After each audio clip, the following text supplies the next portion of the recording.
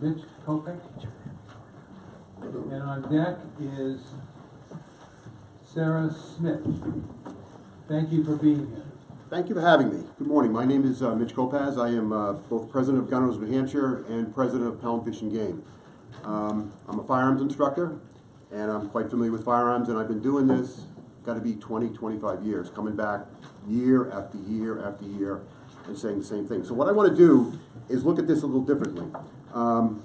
What are the unintended consequences of banning guns in a gun-free school zone? This disenfranchises poor people, because what you're suggesting is if I can't afford an automobile, I'm no longer allowed to walk by the Manchester school because it's a safe school zone. I can't protect myself. What about the woman who has a restraining order? The person she has a restraining order against, if this bill passes, now knows that when she walks her children to school, because she can't afford an automobile, she's walking her kids to school because she lives closer to school, she is now vulnerable from the moment she leaves her house till the moment she arrives back.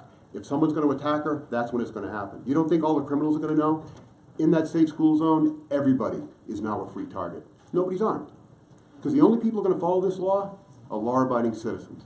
Criminals don't care. Okay, this little sign I have on my shirt says no hitting. That doesn't stop anybody from hitting me. It's a sign.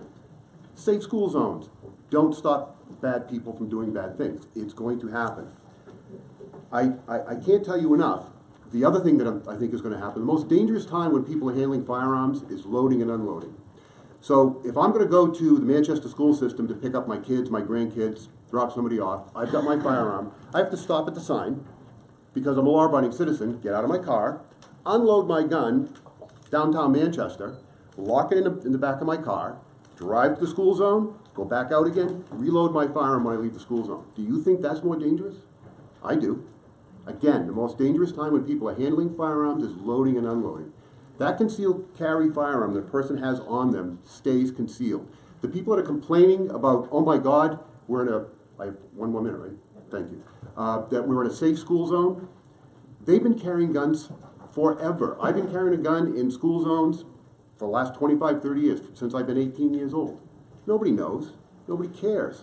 It's only now that somebody's brought it up because they want to ban the firearms, but I can't tell you enough that by doing this, you are going to disenfranchise the poor, and people with restraining orders are going to be vulnerable.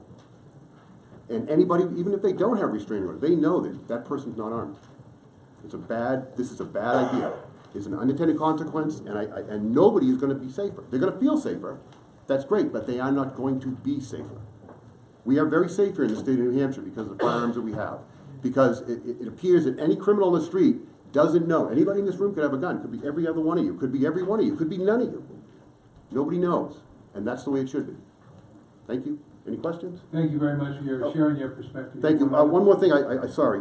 I'm also supposed to speak to the NRA. The NRA opposes this bill. They will be sending some testimony. Did you have a question? Representative Malone.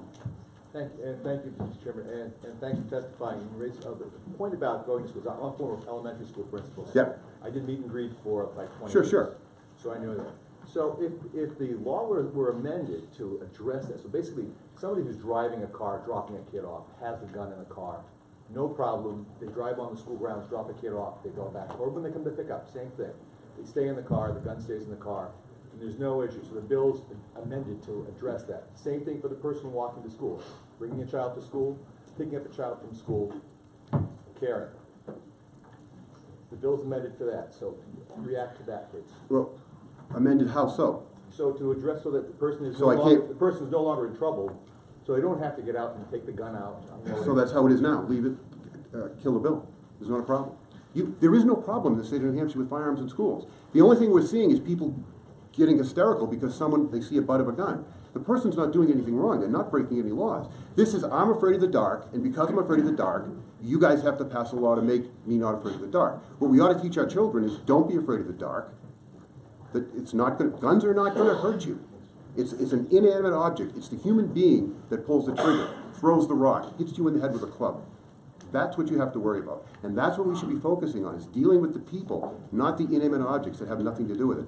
Someone could take their truck in and knock, while you're doing your meet and greets, to come in with a snowplow and wipe out half the school with a truck, but nobody seems to be worried about that, because we all drive cars. More people are killed with automobiles than firearms. Why aren't we doing something about that? Why are we banning cars because we have drunk drivers? This doesn't make any sense. I think we're in the wrong direction. And again, you're disenfranchising a lot of people. This is unnecessary. Mr. Kopacz, do you have written testimony, or are those just? No, this is 25 years of doing this every year. Okay, great, okay, thanks so much. Thank you. Very much. I'd like to call,